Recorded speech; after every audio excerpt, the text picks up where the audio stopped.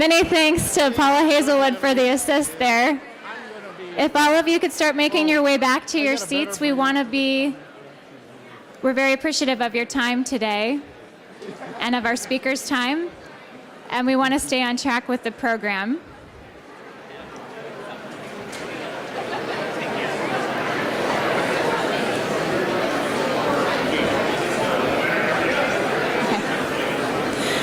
All right, at this time, I'd like to introduce our next speaker. Jennifer Ozawa is leading the effort for SRI on a separate but complementary report that we had done. This report is on our innovation ecosystem. As we heard earlier from Roland, growing our own businesses is going to be a key part of the state's economy moving forward. Innovation offers us incredible opportunities. We've done a great job as a state over the last few years with some tools that the legislature put in place under the Business Innovation Act. But we've got an opportunity to do a great deal more. At this time, I'd like to introduce Jennifer to share with us the findings from her report on innovation.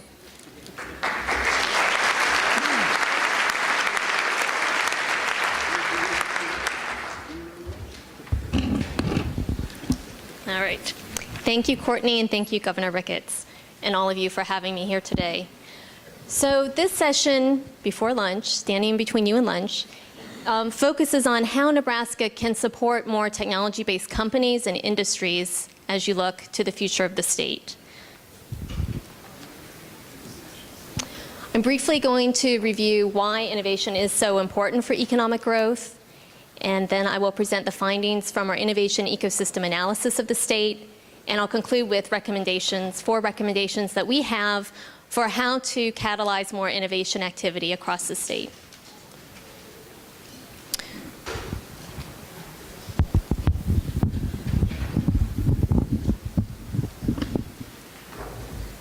All right. So why is innovation important for growth? Innovation is a term that's used so frequently and in so many different contexts that it's important for us to have a common framework for thinking about what innovation is. So this is the definition that all the industrialized countries of the world use to define innovation. And it includes both new-to-market innovation, which is a higher threshold, and includes, first-of-its-kind innovations, as well as new-to-firm innovations, which are a lower threshold but still involve a lot of technical and business challenges for companies to bring them online. Can we quantify how important tech-based innovation is to economic growth? Well, this is a photo of Robert Solow, and he was a Nobel Prize-winning economist, and he undertook that study. And when he looked at the determinants of US GDP growth through the post-World War II era, he found that 7/8 of US GDP growth could be explained by technical change in the largest sense. So that's technology and skills embodied in workers and also in production processes. And although economists since Solow's time debate the fraction, there's broad consensus that the key driver of US economic growth over the past 80 years has been technological change and innovation. At the firm level, how does innovation drive growth? There are two primary causal mechanisms. One is that if you are a company that's able to introduce products on a continual basis, you're going to be able to generate more sales and to increase your market share. The second way is that if you are able to adopt new technologies that you see other firms bring online into your production processes and into your business models, then this too is going to enhance your productivity and drive down your costs. And so we can see that when we aggregate these types of changes across all the firms in an economy or in a region, that the impacts are pretty substantial, right? We're talking about the competitiveness of our existing industry base. We're talking about the type of locally grown companies that we're able to launch. And we're talking about the wage level of the new jobs being created. A good question is, okay, if innovation is so important to firm revenue growth and sales, why don't all firms do this? Well, there are three primary reasons: risk, information, and talent. So obviously, the introduction of new products into the marketplace is risky. Sometimes they work and sometimes they don't. Secondly, information. There's a lot of tacit knowledge involved in bringing new products into the marketplace, and not all companies and not all people have that information. And talent, things don't innovate, people innovate.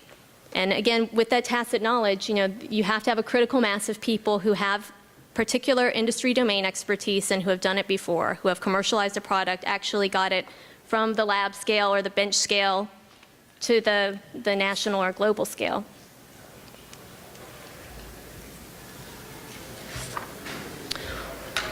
What are the sources of innovation for US companies? When you ask companies this question, this is a survey of US manufacturers done in 2010, they have a very interesting answer. And it is that the sources of their most important innovation comes from a whole host of sources. Nearly 50% of US manufacturers that responded to the survey said that an external source was the source of their most important innovation. And most important innovation was defined as that single innovation that accounted for the largest share of their sales growth over the past 3 years. And so you see, these don't all sum to 100 or to 50% because you could select more than one. But suppliers were important sources, B2B customers, other firms in the industry, random independent inventors, universities and government lab researchers, and consulting and other commercial labs and service providers. So the takeaway from that table, which leads into our next topic, is that it's really difficult for companies to innovate on their own. This is not an inherently bad thing, but it speaks to the need for a vibrant innovation ecosystem with strong connections between various actors, all focused on getting new products and technologies into the marketplace. You can look at regional innovation ecosystems in two ways. So one is to look at all the various actors and institutions involved in the commercialization process, and another is to focus on the functional elements needed to bring new products to market. SRI's framework, which is presented here, focuses on the functional elements in the ecosystem. So you see ideas and risk capital, market access, talent, and networks.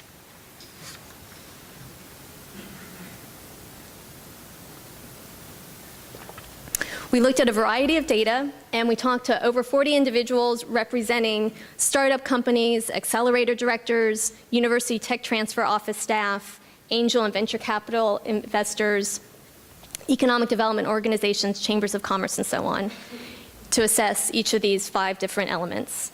And this slide shows our summary analysis. A plus indicates a strength in Nebraska's innovation system, a minus indicates a weakness or challenge in the system, and a plus minus indicates that we found examples of both, or multiple examples of both.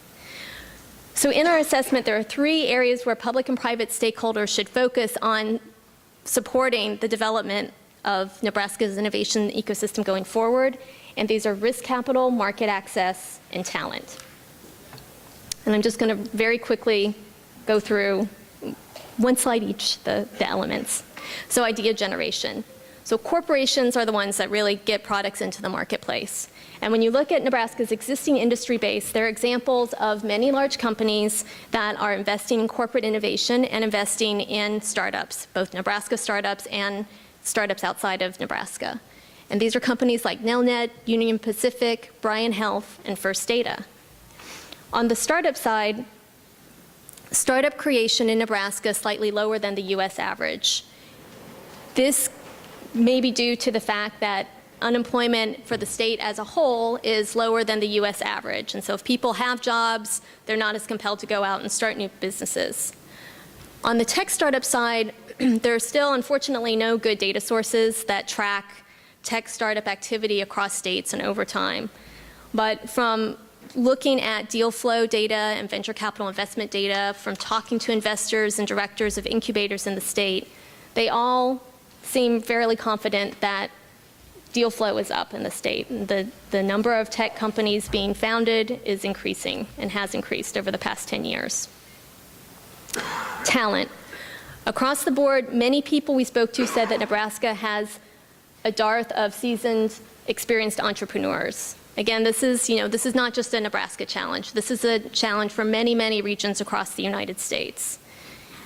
There's also excess demand for mid-career managers who are needed to really scale these startup companies and get them ready for prime time. An interesting question that we asked when we talked to startup founders and when we talked to those who invest in startup companies were, what is the typical Nebraska entrepreneur, what is the profile of the typical Nebraska entrepreneur? And although we didn't take a comprehensive study, there were some interesting findings from, consensus findings from asking this question. So one is that although startup founders in Nebraska may be Nebraskans or may have come from outside the state, many of them, or most of them, have at least one degree from a Nebraska college or university. Another is that for Nebraskans, for the native Nebraskans, many of them left the state for 10 to 30 years, developing a variety of industry domain expertise, working for large companies on the East Coast or West Coast or Chicago or wherever. These founders were attracted back to Nebraska by the low cost of living, the high quality of life, and importantly, by the existence of the Nebraska Business Innovation Act programs. So when you're thinking about risk capital for early stage companies, there's a continuum, right? There's very early pre-seed and seed stage money that's used to help startup founders advance their technologies to a point where they can actually take that concept to an investor and say, hey, this is what I'm talking about. This is what I'm asking you to invest in. And then there's also later stage venture capital and loans and so on after that. In Nebraska, for the past 5 years, there's been the Nebraska Business Innovation Act. And this funds a variety of programs, the SBIR, STTR matching program, R&D grants, prototype grants, the seed stage investment funds that are administered through Invest Nebraska, and also micro enterprise assistance program. And these are currently funded at an annual appropriation of $7 million a year. Looking at slightly later stage venture capital activity in the state, you see that there's been this very strong upward trend in both the number of deals and the total dollar value of venture capital invested in Nebraska startup companies over the past 5 years. Even if you take the $70 million Huddle deal aside, you still see a pretty strong year-on-year increase overall in total venture capital dollars and deal flow in the state, which is a very positive sign. However, a challenge for Nebraska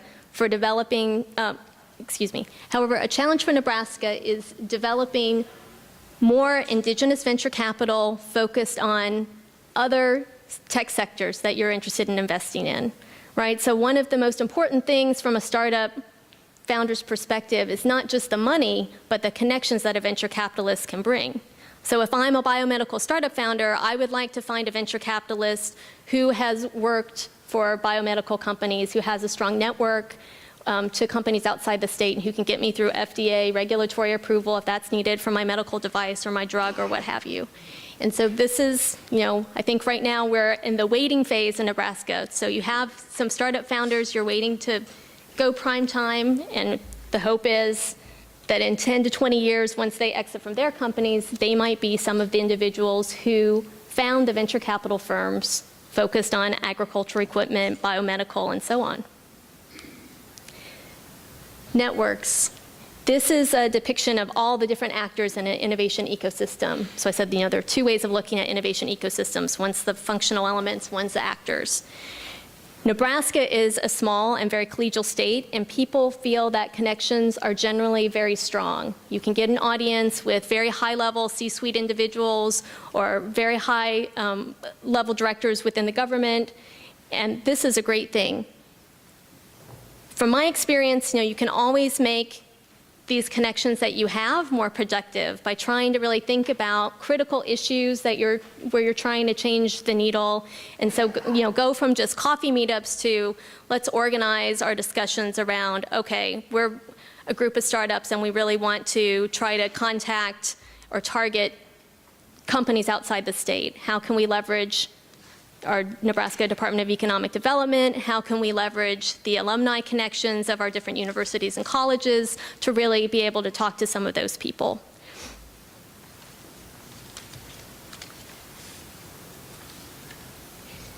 Why do most startup companies fail?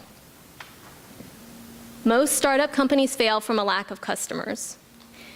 And so this is why it's so important, that existing companies be engaged in the innovation ecosystem, because people that work for existing large companies bring a perspective of being able to serve as advisors, as potential investors, definitely as customers, and they bring their networks with them. And a trend in the United States over the past 15 years has been that venture capital continues to gravitate towards later and later stage deals and larger sums. On the other hand, an interesting parallel phenomenon is that you see the rise of corporate venture capital. And I think this goes back to the table that showed the sources of innovation for companies, right? So if companies can't do everything inside, they're now trying to figure out ways to do external technology scouting, to invest in startup companies, and they're exploring ways to work with startup companies to bring some of those innovative ideas inside their companies.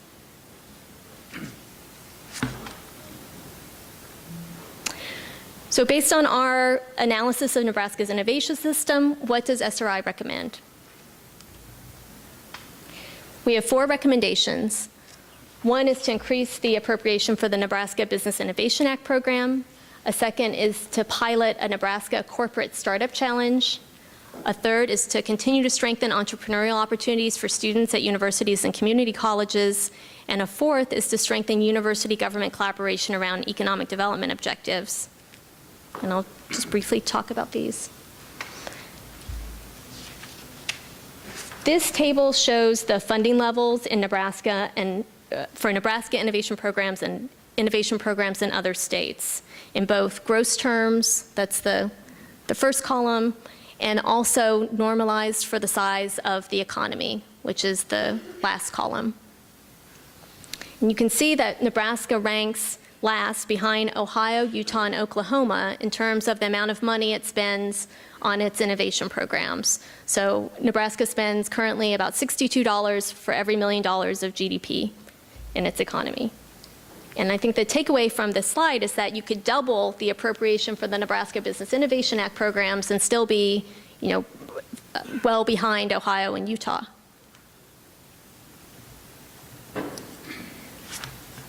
This table shows the program data for the last 3 years, 2013, 14, and 15, for the Nebraska Business Innovation Act programs. So you can see that over this 3-year period, 59 companies applied for seed investment from Invest Nebraska, and 18 were selected for investment by Invest Nebraska and private investors. Similarly, 143 startup companies in Nebraska applied for prototyping grants, and 82 of these companies were awarded funding, and so on. For academic R&D, 52, and awards were 46. So obviously, this could be the result of either you have a large number of poor quality applications or you have a lack of funding to fund really good proposals. And when you talk to people at Invest Nebraska and the program managers within the Nebraska Department of Economic Development, they say it's really the latter. They say that often they have to turn away strong applications because the funding isn't there.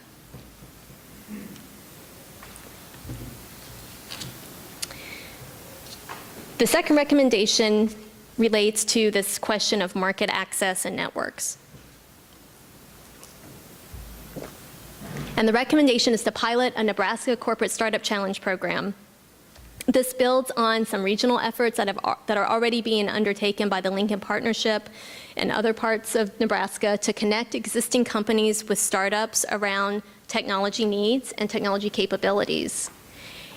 Illinois' governor launched a similar program about 6 years ago, and it's funny because if you Google Caterpillar and Startup Challenge, Caterpillar loves the program so much that they now brand it as the Caterpillar Corporate Startup Challenge.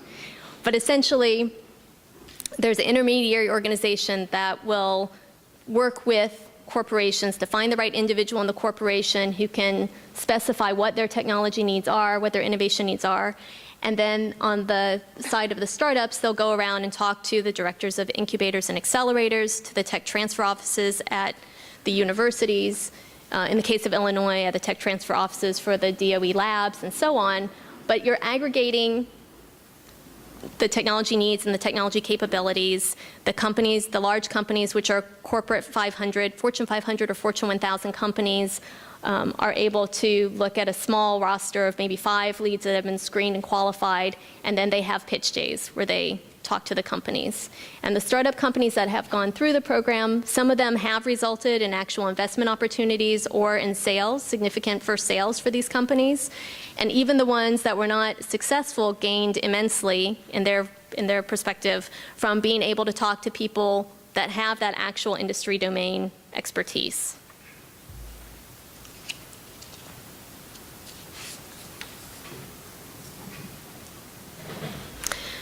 The third recommendation is at both the community college and the university level, we really need to be giving students as many applied research and entrepreneurial experiences and other opportunities to work with companies as possible. You want students to develop strong technical skills, but you also want them to have critical thinking and business skills as well when they leave. One program that we recommend that Nebraska explore is the I-Corps program. So the I-Corps program was developed, the I-Corps program teaches a disciplined process for validating technology-based commercial ideas with 100 customers over a 7-week period. And it was created by Steve Blank, who is a famous startup founder and venture capitalist in Silicon Valley, but it was adopted by the National Science Foundation. Now, the reason that there are a lot of entrepreneurship curriculums out there, and the reason that people are paying attention to I-Corps is that if you look at the SBIR success rates, the SBIR is the Small Business Innovation and Research program. It's the federal government's seed funding program for technology commercialization. Nationally, the success rate for SBIR applicants is 18%. But for those teams in those states that have become I-Corps nodes, the success rate is 60%. Why are they so successful? Because when you submit your application for an SBIR, you have to be able to prove, that this has commercial traction. And unless you've talked to customers and can substantiate that with some kind of data, you don't know if you really are doing a technology push kind of strategy or if you can prove to people that customers are interested. So the teams that have gone through I-Corps have talked to 100 customers. They may have pivoted 2 or 3 times to figure out what the actual customer need is, and maybe their technology, the application they envisioned for the technology the first time wasn't that successful, but they've pivoted and the hit rate is high. Another point is that at the community college level, you also see growth in entrepreneurship centers, incubators, seed stage funds, and so on. And I think this concept of college of the community is very important because, again, I would encourage you as you embark on entrepreneurship initiatives at the community college level to really engage the business community around those community colleges. Have business leaders serve on the boards, have them for funding, have them participate in reverse pitch competitions and serve as mentors and entrepreneurs and residents.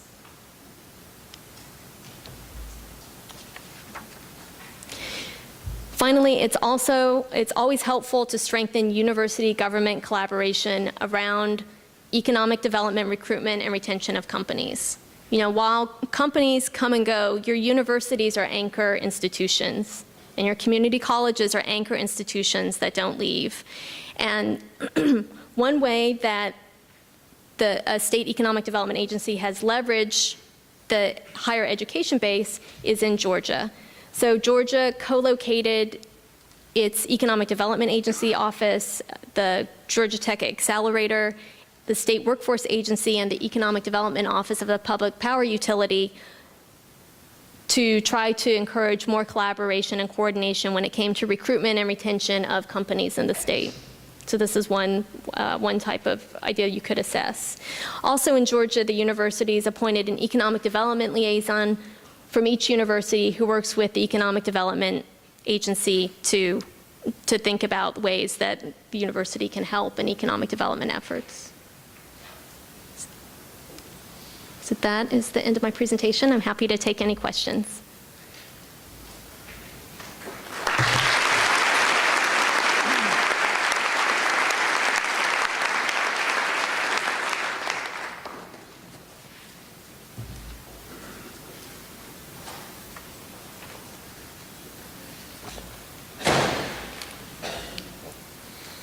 Hello, Larry Burks from Bellevue, Nebraska.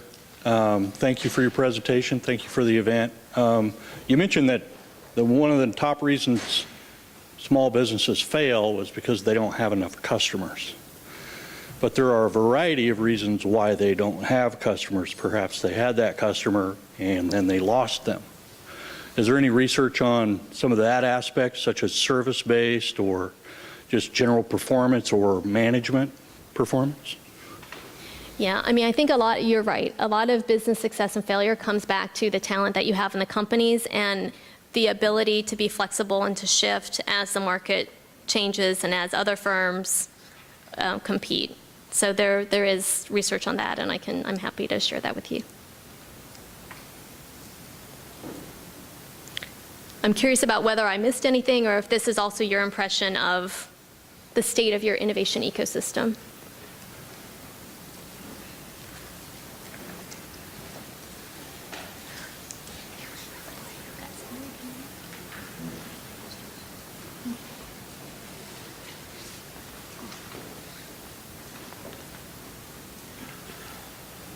Go ahead, Dan. Jennifer, Tyler Martin, Great Plains Biotechnology, thank you for your presentation. I'll just say, as one of those people who left and came back after 20 years, that you're spot on.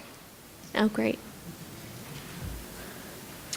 Hi, I'm Dan Duncan. I'm the Executive Director of Nebraska Innovation Campus, and I was really interested in your discussion about NSF I-Core nodes, and we've looked at that, and I think one of the reasons there might be a high success rate there is there's not enough funding to really sustain that, so there has to be multiple partnerships around creating those nodes and the services. Do you have any really good models you've seen in other states around that we could benchmark from? Yeah, I do know. I mean, so every state, so it's a national program, and states, university systems compete to become I-Core nodes. And in some states, the Economic Development Agency has kicked in money because with the teams for I-Core, you usually have a graduate student who's the entrepreneurial lead, you have a faculty member who's a scientific lead, and then hopefully you have somebody from the community with some business experience who's the industry lead. And they go through a process of trying to validate this technology over a 7-week time period. But I can send you more information, but yeah, it has been implemented a number of ways. Hi, Kirk Dickson, McCook, Nebraska, Economic Development. To echo what the gentleman over here said, not just folks who've been away 20 years, but some just 10 years, a dozen years. One of the trends, and we think it's a trend that we see, is that because of the internet and employers in large metro areas freeing up their need for folks to be in the office, their ability to work remotely, we see that as just a huge opportunity for us in rural America. Mm-hmm. I know personally 3 families that exist today. One works for IBM in Chicago, lives in southwest Nebraska because he likes to hunt, and her family was from Culberson. We have another whose family was from Hayes Center, moved back to start a family because they didn't want to raise that family in New Jersey. And they're not atypical. My question has to do, for you as well as others, is I'm very interested in how we find more of these folks. It's a marketing opportunity. It's a recruitment opportunity. We do offer an amazing quality of life and cost of living opportunity. And today, it's not, while we would like to be a Silicon Prairie and get in that game of a cyber tech prairie concept, it's not always a big box. Sometimes it's individual entrepreneurs that can come back and can work anywhere by virtue of their, as long as they've got a good internet connection. But connecting with them is the challenge that I haven't really got my head wrapped around, so I'm open to any ideas. So I think alumni networks are really poorly utilized by a lot of universities. And I think the reason for that is that usually universities look at alumni as potential donors. And so the people who are tasked with maintaining these relationships are people in the development space, right?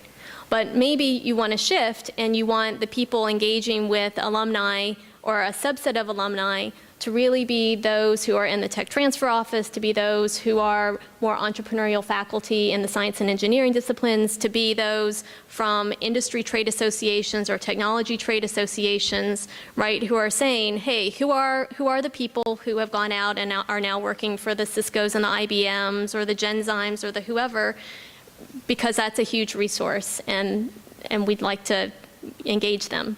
So I would start there. They're much more valuable in that way than in sending you a check. Well, and actually, it's a better way to get them to send you a check, is if they've been engaged.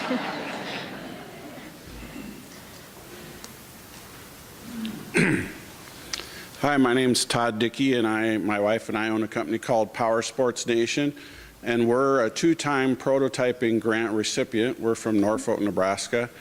And the neat thing about our company is we're an internet-based company that has probably 2% of our customer base is local. And the neat thing about being in Nebraska is you can ship anywhere in the United States within 2 or 3 days.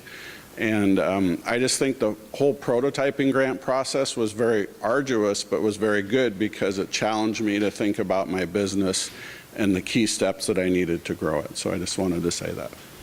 That's great.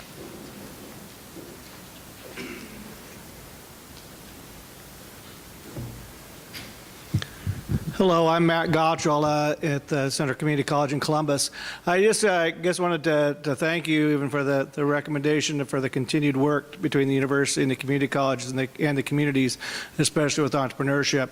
I think we are really blessed in this state that we have a statewide University of Nebraska system with an active extension service that has emphasized entrepreneurship, and we have a statewide community college system that also has pockets of real strong entrepreneurship practices.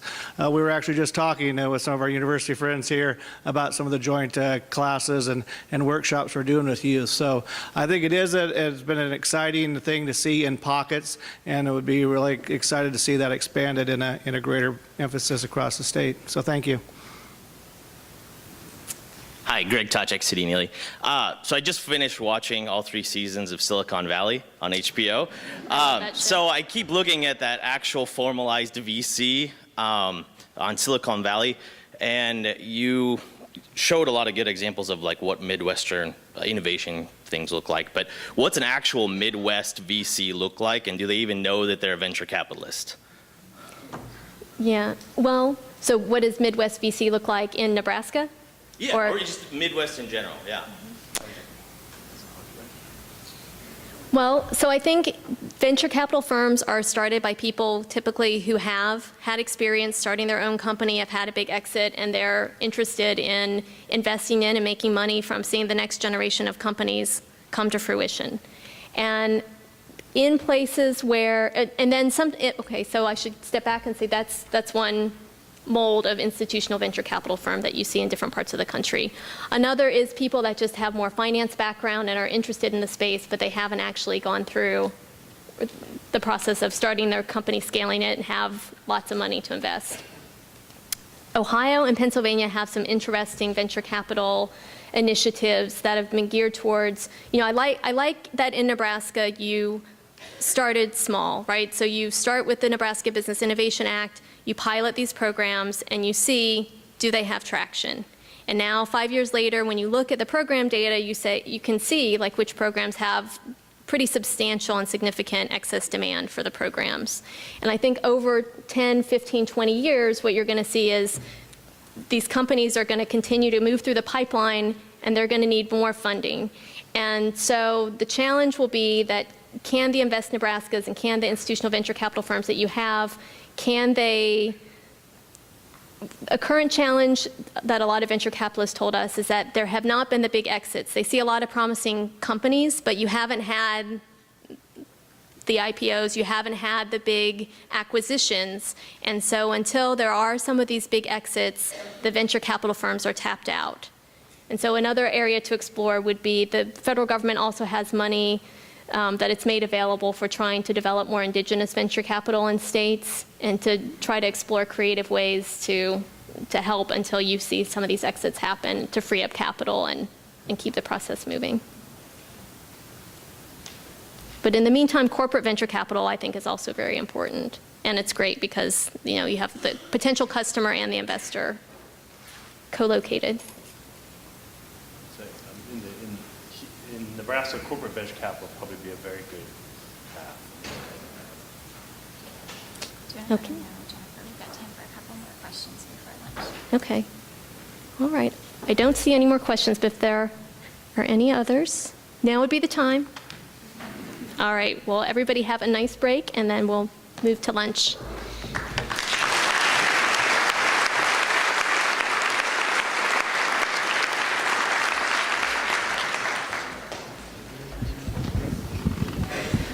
Jennifer's certainly given us a lot to think about in moving our innovation economy forward. At this time, we're just a little bit ahead of schedule, which is great because lunch is next. We won't be eating in this room.